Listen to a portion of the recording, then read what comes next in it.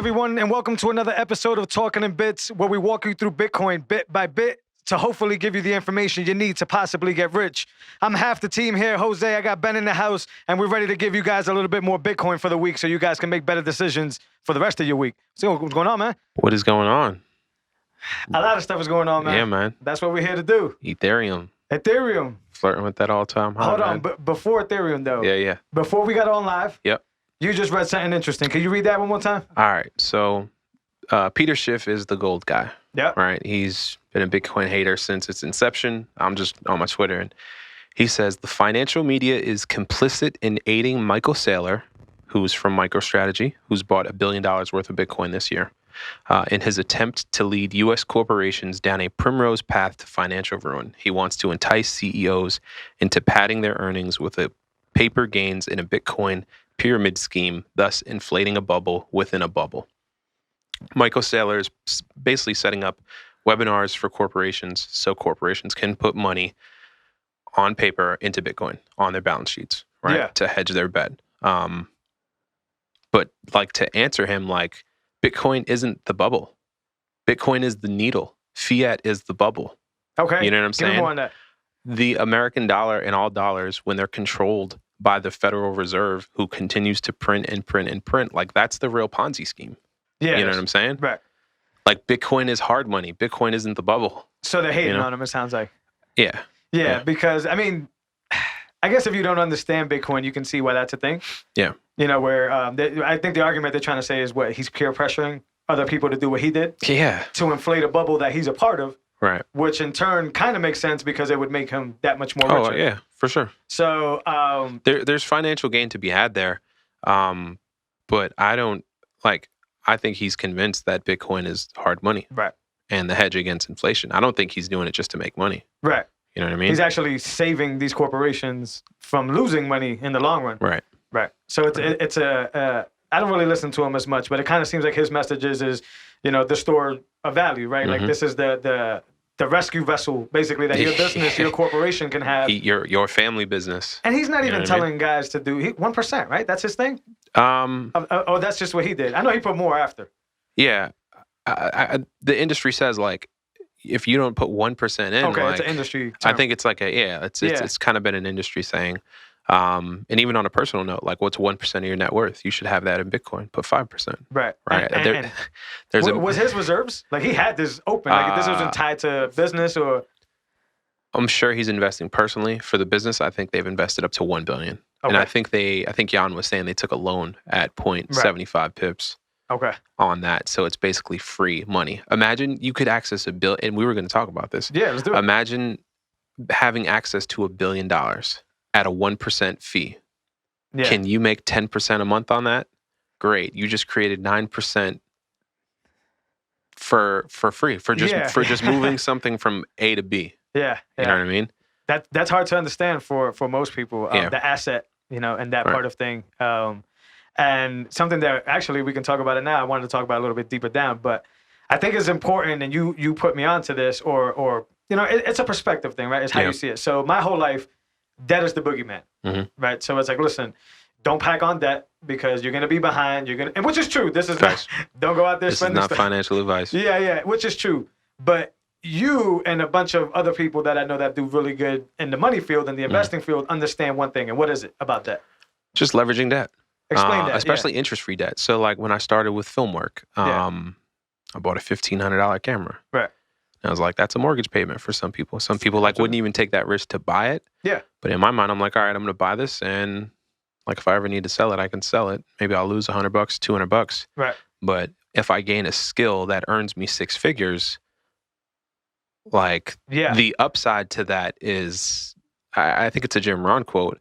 Something along those lines, like there's minimal risk on the downside, but the upside is unlimited. It's huge. You know what I mean? Yeah. I'm able to quit my job. I'm able to do this podcast. I'm able to do whatever. Yeah. So the freedom that buys when you look at side skills or whatever. Yeah. And take those investments. And that's what leveraging debt is, right?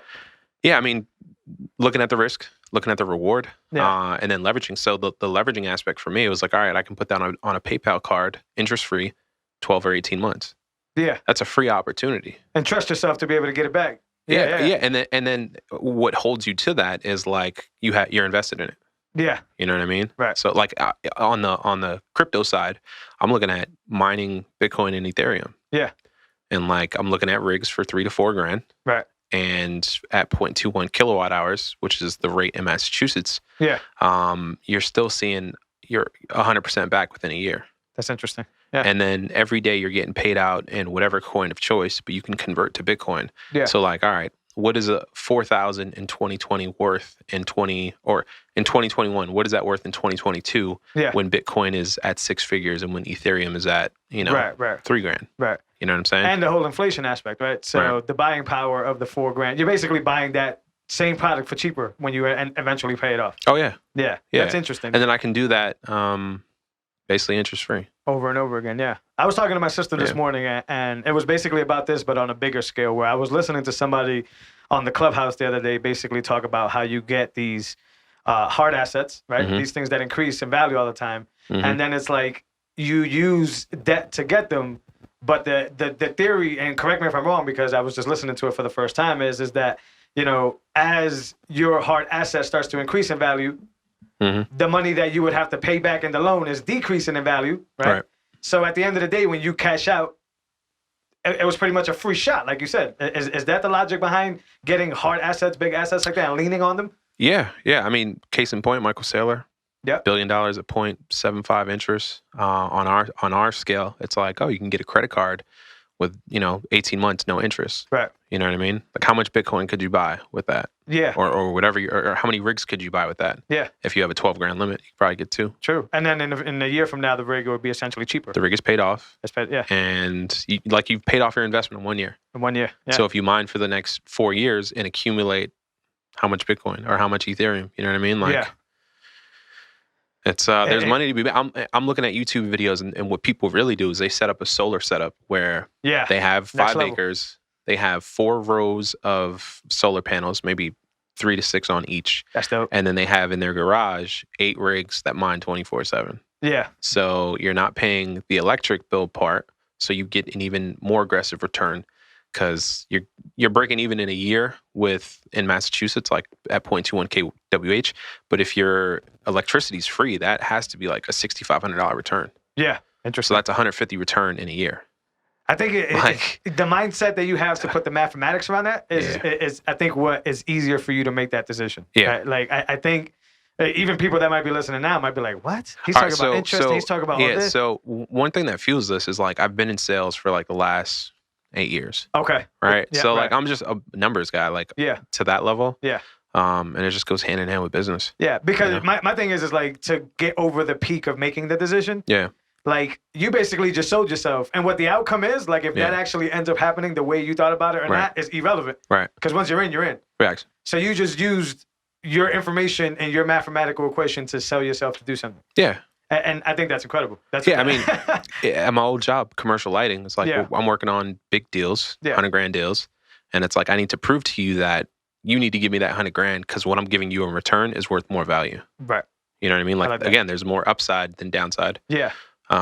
So I do that to myself with awesome. Everything, gear, lights, cameras. Yeah, no, I think it's important for anybody who's watching to know because most people, I don't even think like this, right? Like to me, it's just like, once again, stay ahead, right? Like don't put yourself in debt. Don't put yourself in the hole. Yeah. Which is true. That's all defense. That's defense. It is. You know what I mean? But it's still necessary. Absolutely.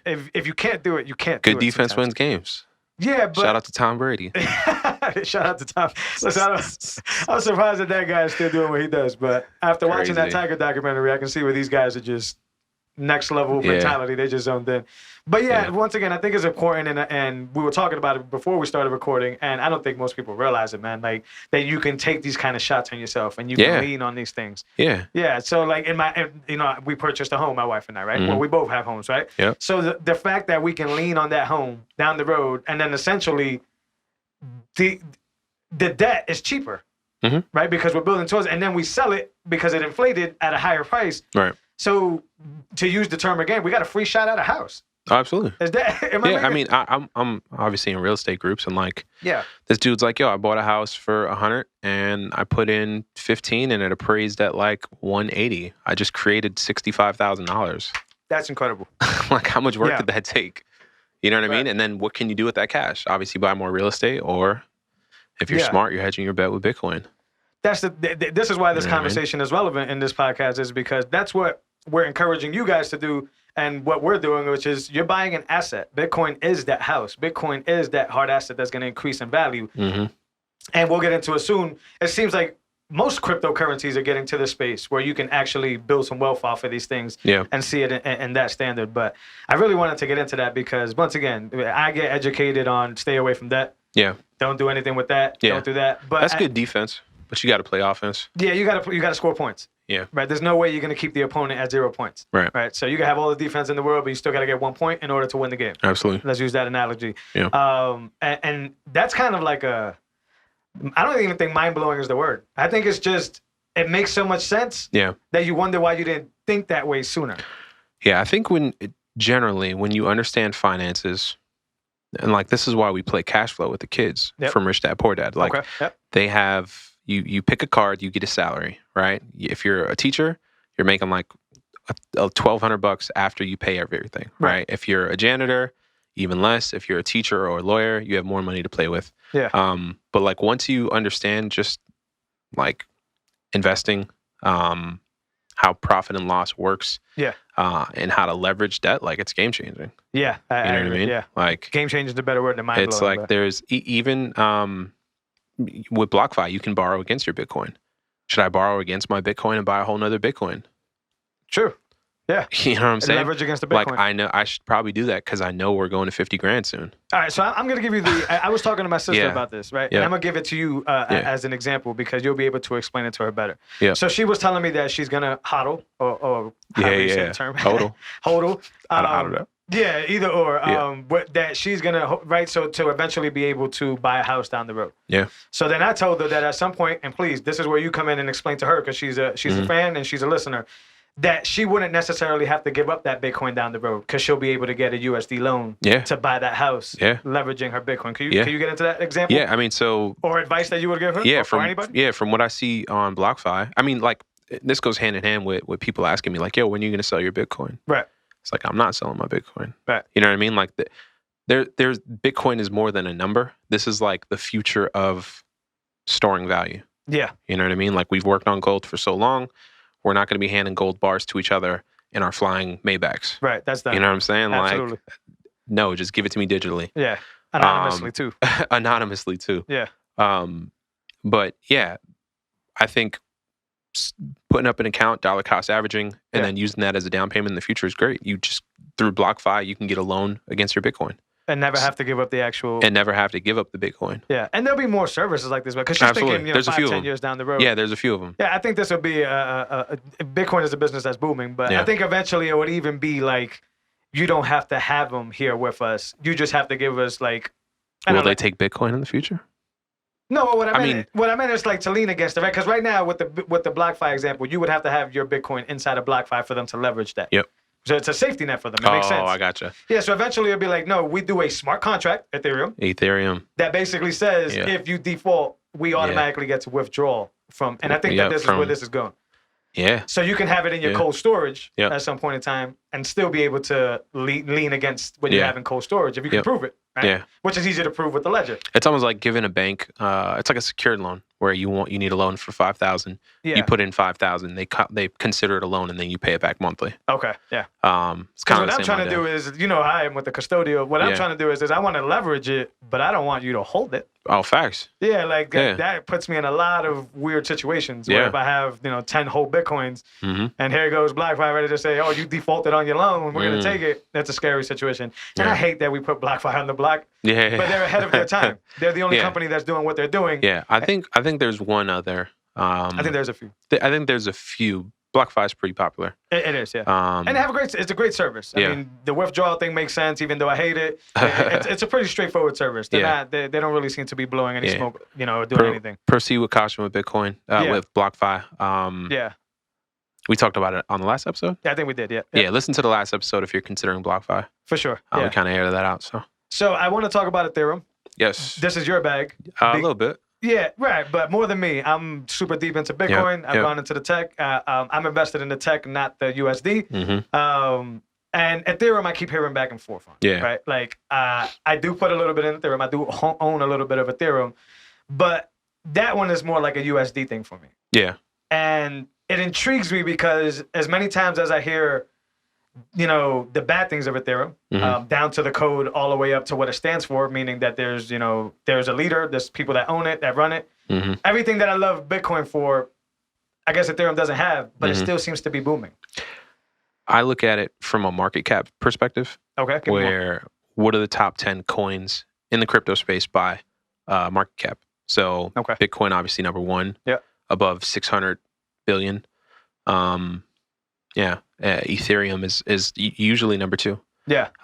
So my thing is when Bitcoin is $100,000, $200,000, do people want to buy 0.0000? You know what I mean? Like, yeah. Or are they going to look at Ethereum? That's, if Bitcoin's at 200,000, Ethereum will probably be at least at 10,000. Yeah. I'm assuming if we're averaging the way we've been averaging in the past. Right. With Bitcoin at 10 grand and Ethereum up to 1,400, or that was when it hit 20K. Yeah. Like 1/20th or so. From investment, like speculation alone, just looking at market cap, I think people are buying Ethereum off that, and then they're learning about the technology behind it, the smart contracts, how it's basically like a Apple store, basically. Yeah, you can just build upon it. Yeah, exactly. Right. It's blockchain technology at its core. Yeah. So I think the technology's cool too. It's different than Bitcoin, but I think for those two purposes, we're going to continue to see those numbers climb. Right. And I guess guys like me are just feel like I think the tech is great because it's built on blockchain, and we understand the benefits of blockchain and the trustless space.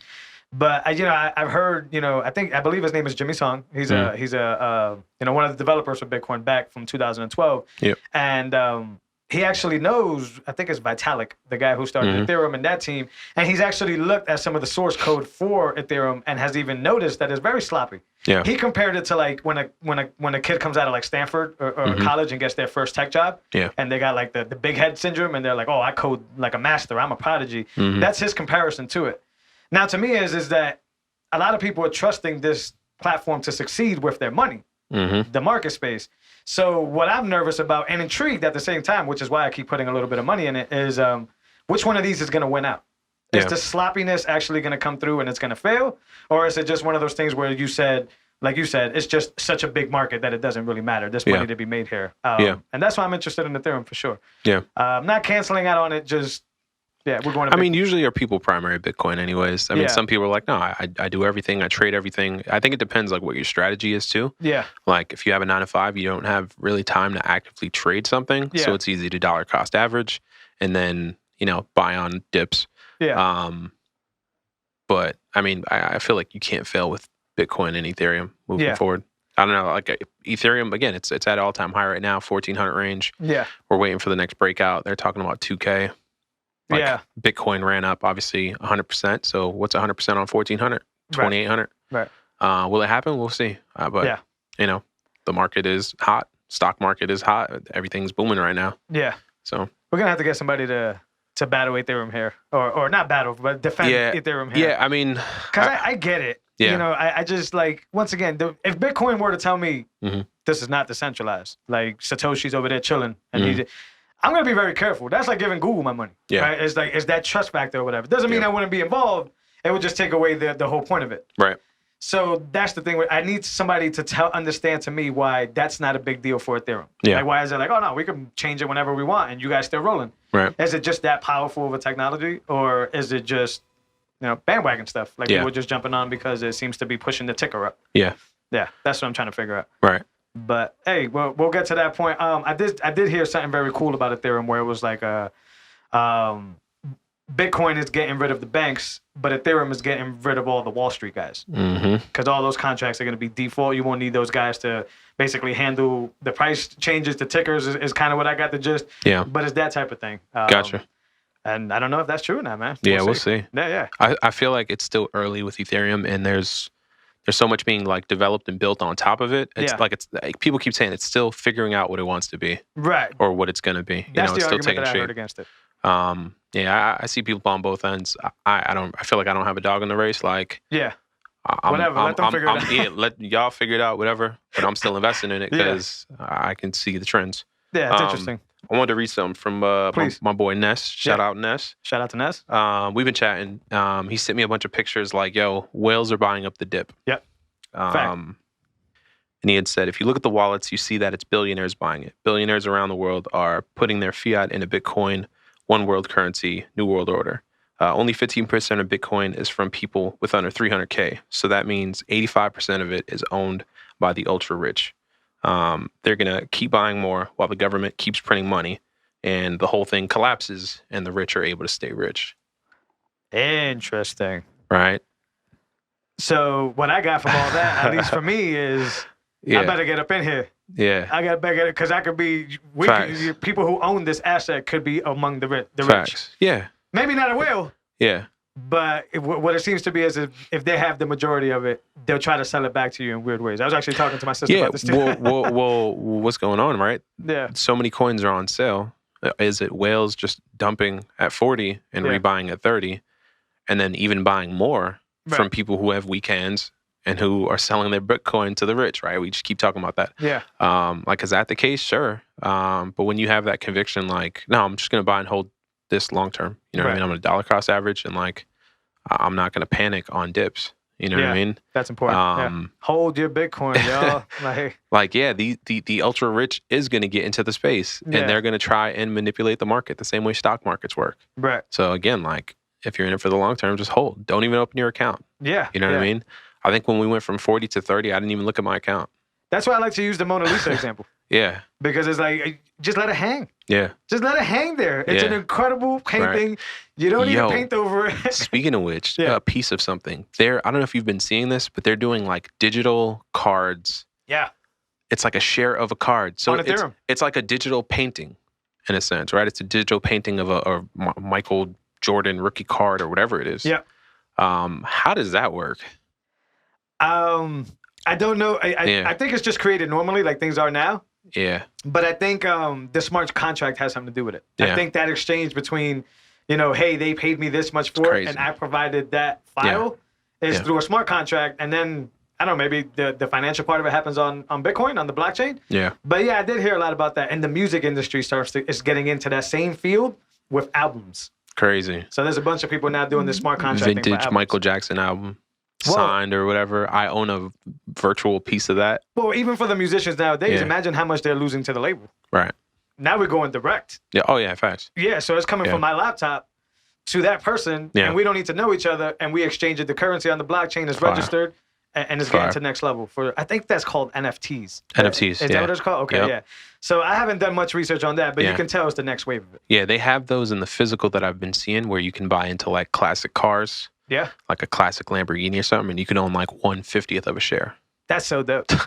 It's getting insane. It's like fractional shares in the stock market. Yeah. But with a physical asset. Right. Which is crazy. So this is another argument for crypto in general, which is like, if you start understanding this stuff now, you're kind of future-proofing yourself for what's to come. Oh, because the market is going to completely change to blockchain. I mean, even the idea that you can partially buy a vintage car as a share, like that's super futuristic to me. Yeah. And then, they're doing it with NFT in the digital space. So what is the NFT market going to look like in 10 years? That's insane. Imagine owning a piece of Michael Jackson's Thriller. That or like whatever. Like what are the top, 20 things that people view in the world as like great wonders to see or great albums or whatever. Like you'll be able to get a piece of all that. Yeah, it's crazy. That's insane. It's going to the next level. Yeah. If I could get on it's not a tangent, but if I want to explain blockchain, right? Sure. Because all these services are all built on the blockchain technology. Yep. And what I basically learned was really cool on why this stuff is foolproof. Yeah. And why it can't be changed, right? Yep. So just to keep it simple, the formula to build a hash is going to be the previous block's hash. And if it's the very first block, then it's a 0, right? Because it's the genesis. Yeah. It's the very first one. And then you need the transactions, and then you need the timestamp of that block. Mm-hmm. You dump that information into a formula, you get a new hash, which the next block puts on the top of its block to connect it to the previous block, if that makes any sense. Yep. Why this is important? This is important because it's a one-way formula. So if you change any transaction or any of that input that you put to get that formula, you're going to get a different hash. And if you get a different hash, then the next block doesn't recognize it as a different, and it breaks the chain. Right. Now magnify this with nodes and a network like Bitcoin, And you can see where if Ben tries to go in and alter a transaction, when that block gets completed, all the other nodes are going to look at it and say, this hash is not adding up. Right. And it's going to kick it out. That's the rejection. That's the rejection. Yeah. That's the power of... Are we talking about what happened this week? I don't know what happened this week. No, I mean, we could get into that. Yeah. I was just looking up into how blockchain works. The double spend happened. It didn't happen. Janet, they spun it as it happened, but the scare happened, right? Okay.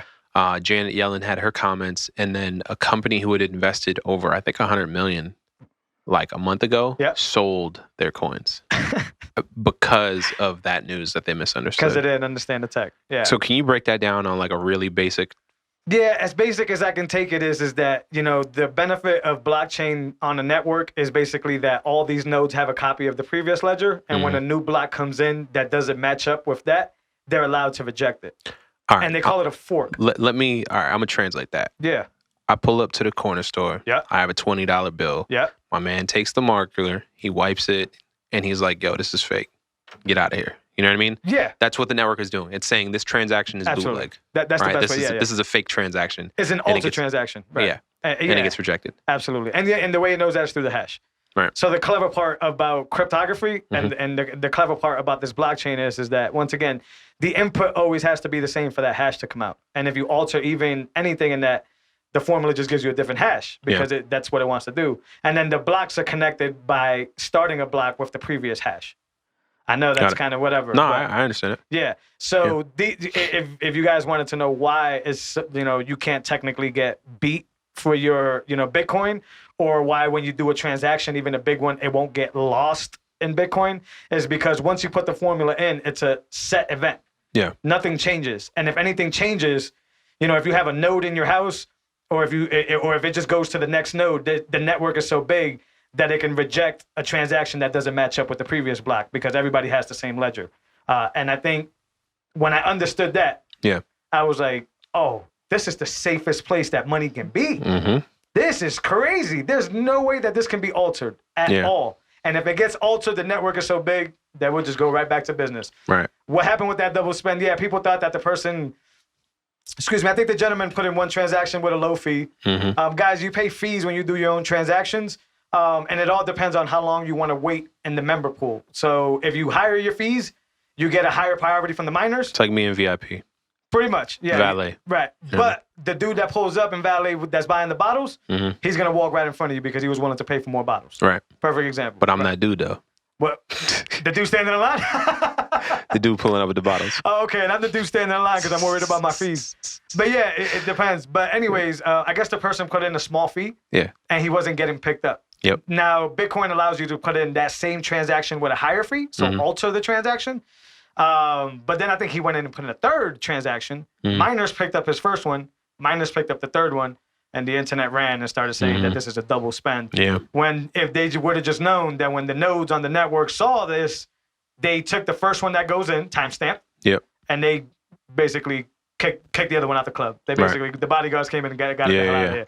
So it never happened, but like you said, there's the scare of it happened, yeah. And people were just dumping their money. Is that when we went to like 29, 28 for? That's probably what happened, 29, 30. What about Yellen, man? What you got on Yellen, man? This is a person who's, with the Federal Reserve at the top of the finance, not at the Federal Reserve, but just she's involved in the money game. I think she's Biden's... Treasury? Biden's treasury. She has something to do with that. Yeah, she was the Munich or whatever of now. Yeah. Of this administration. Yeah. So, like, they sit here and say, Bitcoin is used for illegal transactions. And it's like, every dollar we possess is usually tainted by cocaine. For sure. You know what I mean? For sure. And, like, under the last administration or the Obama administration, like, they're sending planes full of cash to Iran. Yeah. You know what I'm saying? Like, that's how things are transacted. Yeah. Like in the Bitcoin standard, he talks about gold and gold being moved around. And it's like, Bitcoin is superior to that. So just more smears on the Bitcoin camp. Yeah. Right? Big bankers aren't going to like it. I mean, JP Morgan does because they're getting in the game. Right. But there are going to be people who are like, we need to put out a hit piece on Bitcoin. We need to, do whatever we can. But try to flatten the tires. Yeah, man, because it's a threat. You know what I mean? It's such a stupid argument to say that it's used for crime activity. Like, I grew up in the projects. Yeah. You know, listen, nobody had Bitcoin. It's a cash game. Yeah, nobody had it. Sometimes there was not even no internet connection. Right. So I don't even know. Like, criminals are going to use what criminals need to use to get what they need to do done. Facts. Is the anonymous factor of the blockchain and Bitcoin helpful to them? Yeah. I'm sure it is. But let's talk about that, because there's been people who've committed crimes who've paid through blockchain. Yeah. But the U.S. government holds like one of the largest wallets because they took it off of Sting. True. So like, how did they pin that account to whoever the person was committing the crimes? If it's anonymous. If you leave your public key out there, then they can at least see that there was addresses going to that certain place. Gotcha. Because you do get a public key and a private key. So you obviously don't give up the private one. But your public key is, what generates your addresses, what gets you paid. Yeah. So there's a way to snail you down to your public key and understanding that if they can prove that that's your public key, they can prove that these funds went to you. How would they do that, though? Very easy, by knowing... Bank statements, or... Well, you're putting your public key out there because that's how you're getting paid. Gotcha. So it's not hard to transparent ledger, right? So it's registered to my name publicly? No. What it is their job would be is to prove that key is yours. So, like, if you were to go to court, the argument now for them is, how do we prove that public key is his? And if they can do that, then they can link all the money that you sent or received. How would they get that information, though? I don't know. I mean, the ledger's public. Would they have to, like, I don't know, get malware on your phone or laptop to, like, see stuff? Listen, and I've done this too. A lot of people are just sloppy, right? Because, and what I mean by sloppy is not that you're, trying to get caught, is that I've copied and pasted my public key on notepads before. Like, it's a public key, right? And I'm not up to criminal activity. So to me, my public key is how I generate addresses, is how I get paid. Would that be the equivalent of a hot wallet, like my Coinbase Bitcoin address? No. Okay. Yes and no. It still generates from a key, your public key, but obviously you didn't make the seed phrases for your hot wallet. Gotcha. You made the seed phrases for your cold wallet. Gotcha. So it's... They can track it if they can prove that that's your... Like, if they know you're getting transactions in and out, then that starts the investigation on, let's try to figure out how to get his public key. And then if they can figure out that that's your public key, then anything that went in and out of that transaction, you're liable for. Gotcha. So it's not, so would you recommend criminals do criminal things with Bitcoin? Damn, if I were to give some criminal advice, and a buddy of mine gave me the same advice when I switched over to the cold card, and I'm not even doing criminal advice, but I asked my buddy, and this is a common question. Yeah. Why don't I just use my 24 words from my ledger to recover my wallet on my cold card? That's what I was going to do. It makes it easier, right? That sounds easy. It sounds like an email already set up. You're just using the login. His answer? Because your public key has been on a connected device on the computer. That's right. The nano ledger. The ledger or any other device that connected. He's like, now, if you generate a brand new wallet with private keys on the code card, air-gapped, those private keys have never seen an internet secured device. Gotcha. Right? This is that whole paranoia thing. How paranoid do you want to be? Exactly. Yeah. And paranoia in Bitcoin is huge. It's not a bad thing in Bitcoin. It's huge. But yeah, so... I mean, you are your own bank. This is your security, right? Right. Exactly. Right. So if I were a criminal, and don't take this advice, as you're moving around, it is possible for you to create as many new wallets as you want, which in turn will give you new seed phrases, new public key, new addresses. Gotcha. And it'll be harder to get your trail, if that makes any sense. It's all right. So it's almost like using a burner phone. Yeah, exactly. Right. Yeah. And you can just toss it as long as you have the 24 words. If you don't have the 24 words, you lost the burner card. All right. Yeah. So it's hey, I want this to be my savings code card, but I also want this to be my business a Bitcoin account, right? You want two separate keys for that. You want two separate.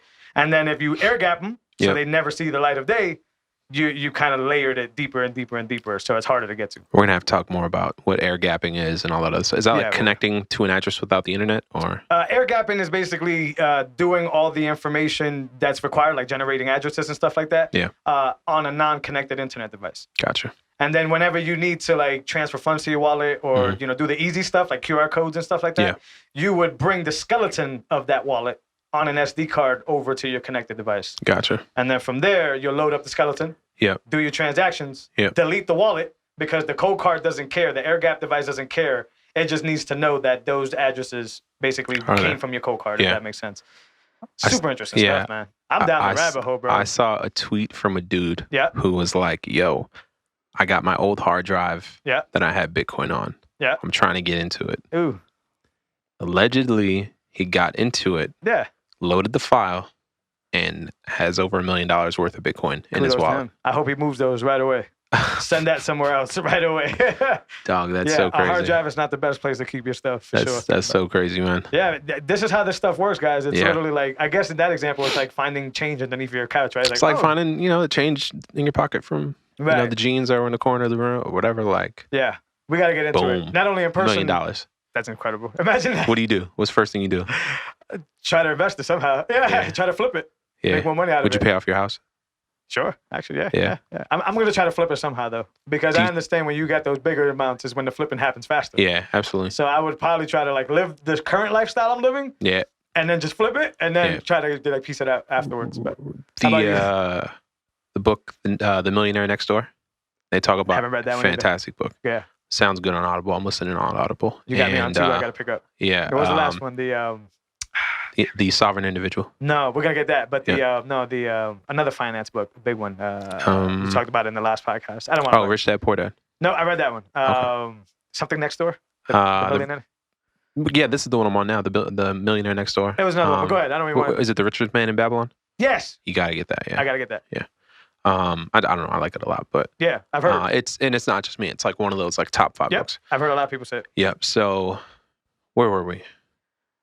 Millionaire Next Door. Yeah. Right. Most millionaires next door, they don't drive cars over. They've never paid more than $28,000 for a car. Most of them spend under $20,000 on a car.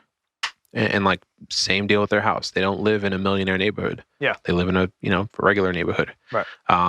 But yeah, they just don't have this flashy lifestyle that everyone thinks they have. And so yeah, if you got that, like you still gotta. I mean, you could adjust your life a little bit, but sure. You can't, Antoine Walker it. You know what I'm saying? Like, and that stuff happens, man. Yeah. You know what I mean? Like people win the lottery and it ruins their life.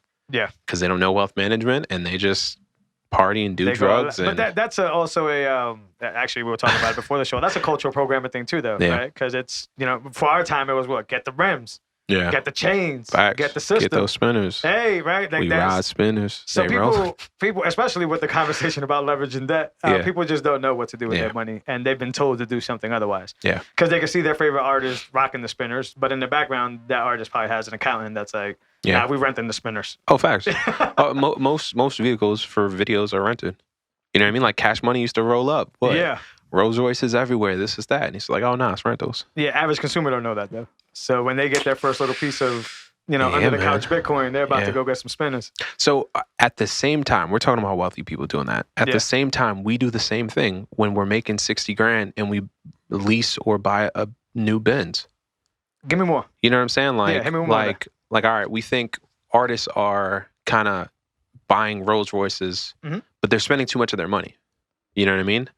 Like they're not investing enough, they're not saving enough. That's why most of these people, when they're out of the limelight, they go broke or bankrupt. Okay. Because they're over leveraging the money that they have. And we do the same thing where it's like, all right, we paid our mortgage, we paid $600 for this vehicle, $500, $550, right? Yeah. That's a big car note. That is.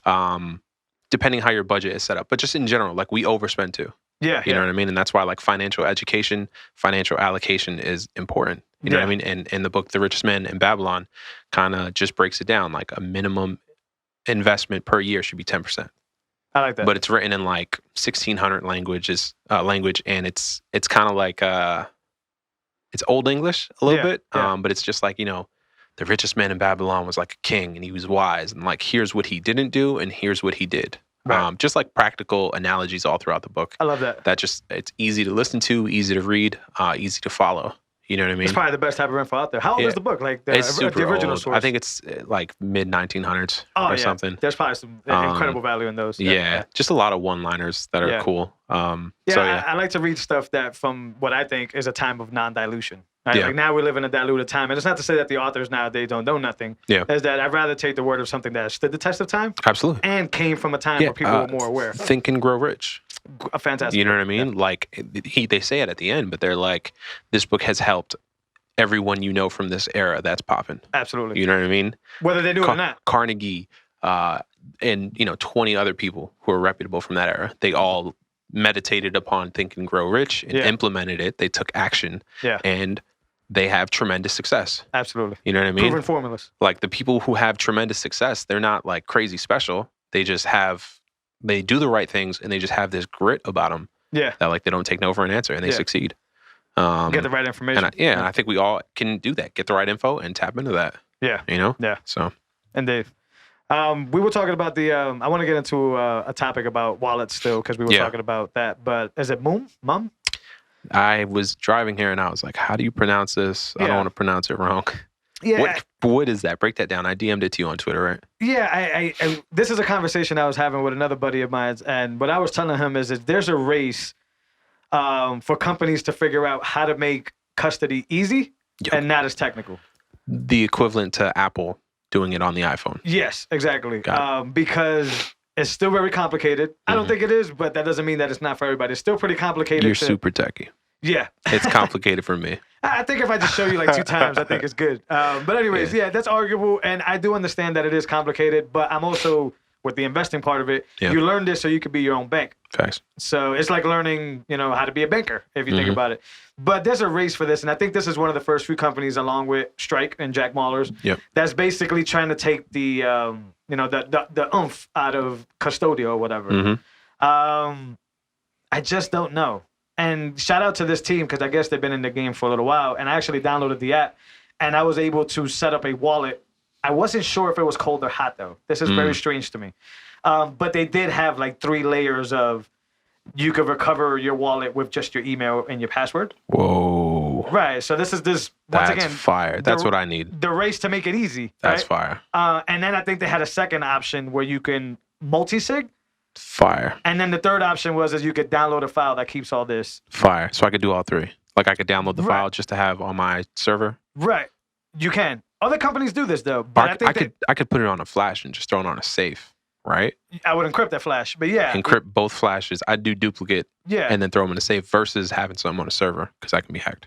Yeah, right. And I agree with this. I do want it to be more easy for people to safeguard their bitcoins because safeguarding is like a bank heist, bro. My thing is this though: is they never really say. Well, I didn't see. I don't want to speak for them. It's new stuff. Yeah. They never really say if it's cold or hot. Yeah.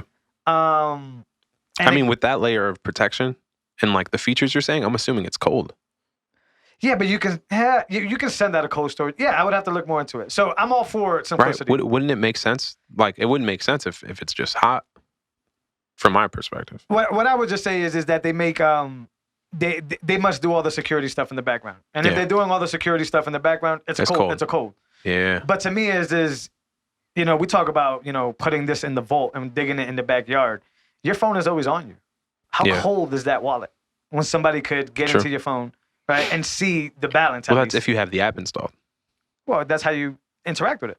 I mean, you would need an app, right? Oh, yeah, but see, so you're going to send some money to your code. You're going to need the app. If that's my code, I probably, if you want to be really safe, I wouldn't even install the app. Or you install it, set it up, and then uninstall it. But that's where I'm going to. You have to install it on the phone. So it's not only just for setup though, right? Yeah, but not only is it connected to a Wi-Fi device, probably the most spied upon Wi-Fi device, which is your cell phone. Nice. So listen, and this is not to diminish them, and I think what they're really doing. Good points. Yeah, I think what they're doing really cool is not that hot or cold wallet, is that they're giving you that hot or cold functionality and adding Lightning to it. Yeah. So, and technically with Lightning, and we got to do a whole different episode on Lightning. Yeah. But on Lightning, you should be able to see lower fees for doing transactions with Bitcoin. Yeah. So if you have a cold storage in that app that can do Lightning transactions on the fly, that's fire. That's fire. Yeah. So that's why I'm intrigued at what they're doing. That's dope. Right. So you should see lower fees and faster transactions with your cold storage, which right now I don't think it's available. I could be wrong.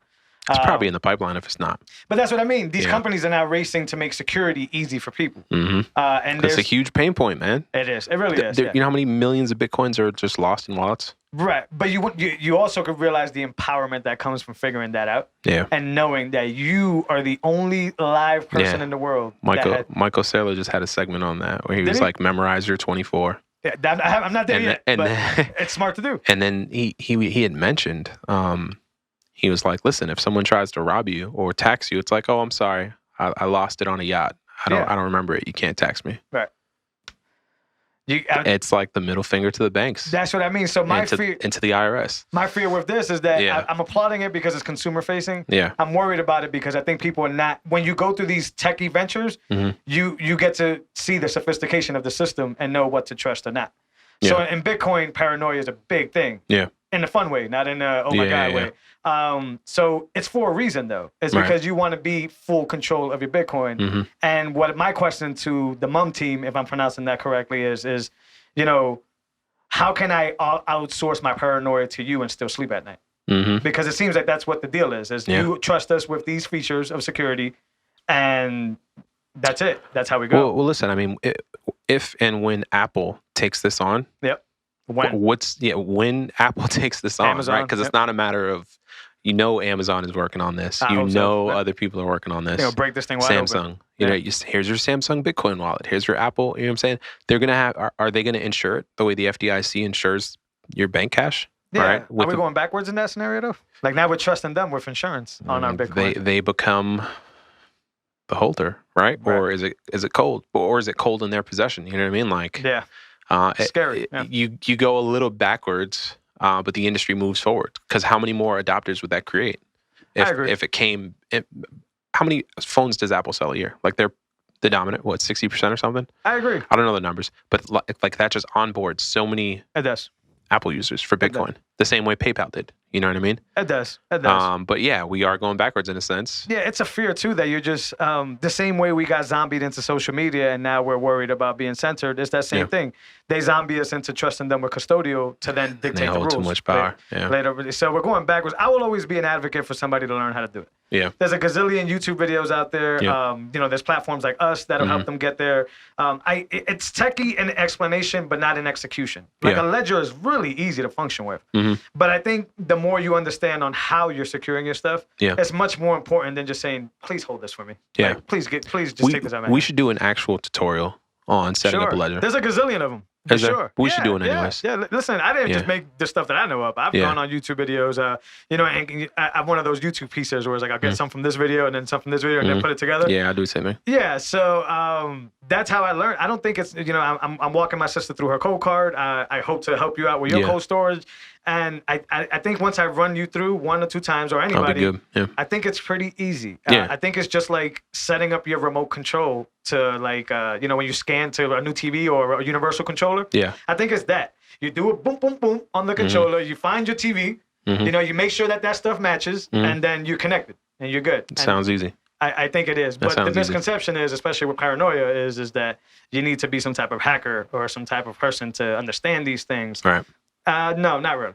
Gotcha. Yeah, these companies have done a good job. But the next race, one of the races, there's a lot of races, is which company is going to nail security, air gap functionality, and BIP85 and these type of features, and be able to make it consumer facing so that you don't give a damn about BIP85, but you can still do these things. Yeah. I will always be an advocate for learn how to do it. Even if you move around later on and, get a ledger or go somewhere else or trust, Mum or any of these services. But it makes you feel better understanding how the security of your Bitcoin works and what they're using, whether they do it in the background or not. Right. That's why I want to talk about Lightning in another episode too. Yeah. Because it's important to understand what Lightning is. And it's not just a facade that just makes Bitcoin look faster. There's a lot of stuff going on with that and use case or whatever. But yeah, I wanted to talk about that for sure. We got anything else here? Hold on. Got this conversation going. Anything else you thinking about? We're we're 48 minutes in right now. Yeah, what Mara Saylor tweeted. Is that his wife? I didn't know she was on. No. So Michael Saylor. I thought you said Mara. No. Yeah. So Michael Saylor posted about the stock symbol MARA. They just bought 150 million worth of Bitcoin. So that's another big corporation making a big investment. Okay. Right. And so I posed the question of when the S&P, and I keep saying this, but when the S&P all starts buying Bitcoin, what happens to the price? Kaboom. When Tesla, Facebook, Google, Apple, and everybody else is forced to acquire this. Right. Either on a weekly basis or just really big buys. Yeah. Okay, we're going to move 5% here. That's when we're going to see Bitcoin $120,000. Yeah. And we don't want to see it in their hands. We don't need them to get richer. Facts. We need to get in here. That's what Stacking Sats is. I mean, you can buy as much of this stuff as you can afford. Sure. But try to prioritize getting more of it if you can, is my thing, right? Like, like you could tell somebody dollar cost average and then they're strict on it. Like, 25, that's it. And it's like, you could do the 25, but then you can stack some sats over here and make it 30 this week. Right? So don't be so rigid because, like you just said, I feel that we need to slide up in here before the price of this Mona Lisa becomes so expensive that now our 9-to-5ers can't afford it anymore. Right now, 9-to-5ers can afford Satoshis. So if you want to easily impact your wealth, it would just be own a piece of the Mona Lisa when other people are looking for the Mona Lisa. Right. Big companies. Facts. Yeah. Get in here, guys. Yeah, so that's where I'm at. I'm looking at that, and it's just a matter of like time. You know what I mean? So it's only January. It's early. They've been showing the predictions of like, this was the price of Bitcoin when Trump got in office. Yep. This is the price of Bitcoin right now with the new president. Yeah. And I think it was like under $100 or something. Yeah. It's like, is that good or bad? I mean, if you were paying 100 for a Bitcoin. Yeah, right. You know what I'm saying? Right. Compared to 34 grand right now. So it's a ball game. It's interesting, man. Yeah, it's early in the year. Is Saylor doing a conference in February, right? That's what he's doing a webinar. I emailed my old CEO. Yeah. And I was like, hey, subject line, it's raining Bitcoins, ? Like, hey man, hope all is well. Yada yada. Yeah, get up in here. This guy spent $1 billion on Bitcoin. His stock rose $200. Yeah. And he's hosting a webinar for corporations and businesses. So, and I think those future thinking guys will always get the hate up front. Of course. Yeah. So he's like, of course. For no better use of a metaphor, he's carrying the cross. Right? Yeah. I mean, look at Elon Musk 10 years ago. Yeah. Yeah. You know what I'm saying? People thought he was they still think he's weird. I'm convinced he's like an alien, bro. Must be some type of cyborg. PayPal. Like, how do you change industries over and over? Like, all you do is change industries on a monumental scale. But there's only one of him too. Dog, like, he's probably a time traveler, dog. You think so? PayPal. That's interesting. Speculation. But I love that, though. How do you get it right that many times on that big of a scale, bro? PayPal changed the way eBay and online sending money worked. Huge. Went straight into what? What did he do after that? Solar City? Solar City, he paid part of that. I think he went right into Tesla after PayPal, though. Tesla. Like, he had the roaster, the first roaster or whatever. Yeah. People were laughing at electronic cars. Now he got the Boring Company, right? He got the tunnels. Right. He got the Boring Company with tunnels. He has SpaceX that's sending private citizens to the moon. Yeah. And to other planets, right, eventually. Yeah. How much of it is it just being around the right people? That too. Yeah. But like, nigga, everything you do is like... life-changing for everybody. Like that's like, I don't know, Carnegie, like getting oil, getting steel, and getting like 5 things his whole life. Like they didn't do that. They got one thing right and it just... Yeah. You know what I mean? Yeah. Like, I don't know, Elon. He's the richest man in the world now. Like, and then he plays it mad cool on Twitter. Yeah. Like being funny and cool, but he wields so much power, bro. Like, he's probably an alien. I don't know, man. Yeah, he's doing the Neuralink thing. He's the Neuralink thing. Like, hey, we want to put a chip in your brain, but it's for your benefit. I'm with that. That's just me. I know. You know what I'm saying? If it's connected to a radio device, I want no part of that. And they sell it to you like, oh, well, if you're paraplegic or you have issues, this is gonna help rewire your brain and make you have that leg functionality, which is incredible. Yeah. But what is the downside? There's always a downside. Right. Like the cypherpunks always showed off a world where we would be able to like enhance our vision and be able to enhance these things on the fly, right? Like be able to go to like basically a doctor, like a street med clinic, and be like, look, I'll pay $5,000 for better eyes, right? And they're able to do stuff like that, like implants basically to get this done. So this is not far-fetched that nobody's ever thought of it, but he's definitely an oddball for trying to pursue it and to try to put money behind it. Yeah. And I'm with you. If it's a radio broadcaster device. Starlink, bro. Incredible. We're going to 5G the world. And there's always downsides to all this stuff, but the innovation that comes with it, you have to trade that price to continue to proceed forward. Absolutely. Right? Because if we limited everything to say, whoa, that's the bad side, everything has a bad side. Yeah. But that's my thing on that is I don't want to be radio broadcasting on this device because then that means you could be hacked, tapped into, which is dangerous. But then I also see their point in is, well, how do we update it? Right. Like, do we put a new implant every time we need an update? That's going to be more medical costs. That's going to be harder to get people in. But damn, am I excited about that, man. Yeah, to think that a person that can never walk again is now doing cartwheels.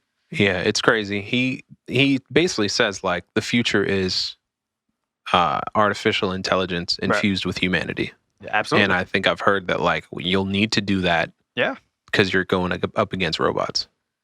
to keep up. You're going up against Boston Dynamics, who just released this video of their robots dancing like humans. Yeah. Their robots dancing better than some humans. Yeah. You know what I'm saying? Yeah. Like, very strange stuff going on. The future of war is robots. Yeah, yeah. Like, all that stuff is just crazy. So when Elon's at the top of his game and he's doing Neuralink and he's sending people to space, it's like, I don't want to think about being infused with Neuralink in the future to compete. Yeah. You know what I'm saying? I kind of want to do it. I know what you mean. It depends what I'm doing in life. Bro. But you think about those Black Mirror episodes where you can like record memories and stuff like that. I watched like one episode of that, but I still haven't gotten through it because I know it's going to be so. It's dystopian. Some episodes, they're all different. Each episode's different. Gotcha. So you get futuristic ones that are normal. You get countryside ones. I don't want to. I feel like it'll give me anxiety. It will. You know what I'm saying? Like I feel like it might even be a little predictive programming. Sure. You know what I'm saying? With certain concepts. And like, I don't know. I don't want to go there. Right now, I'm having fun watching Silicon Valley. Yeah. Like, it's like The Office. It's easy. I just think about The Matrix. I do too. Right. Like that whole thing. Like, then what's up with Bill Gates trying to like black out the sky? Do you remember in The Matrix? Bro, I've been telling people about, Yeah, where they were. Even in Interstellar, the dust storms. Yeah, true. Bro. Yeah. The dust storms, yeah. Is that predictive programming? It might be, man. You know what I mean? It depends what rabbit hole you want to go down. But yeah, no, the thing with before we go, we're 55 in. Yeah. But the thing is that it hit me when I started reading the story about Bill Gates trying to like do whatever to the sky. I don't know exactly what it is he's doing. But then I remember Lawrence Fishburne in The Matrix basically telling Neo, like, we humans were the ones, we don't know much about the war, but we know that we were the ones that blacked out the sky. Yeah. Because I guess the thought process was they need energy, they need the sun. If we black out the sky, they would have no energy. Yeah. And then instead they started using us as batteries. That's what it is. Yeah, but it's over here like, nah, son, we ain't doing that. Second Amendment, bro. Yeah. Hey, Second Amendment. Against these robots, that may not even matter, dude. Yeah, you might be pew, pew, pew. Yeah, it might be a little different. Dog. That's in the future. Crazy. Guys, episode 5 is a wrap. We appreciate you guys as always. Please subscribe to the show down below somewhere around here. Please share it with people because this information is critical not only in the Bitcoin space, but just in the financial for your wealth, for your future generational wealth. I appreciate you guys as always. We'll catch you guys next week. Got nothing. All right, got nothing for the people. Take care, y'all. Peace.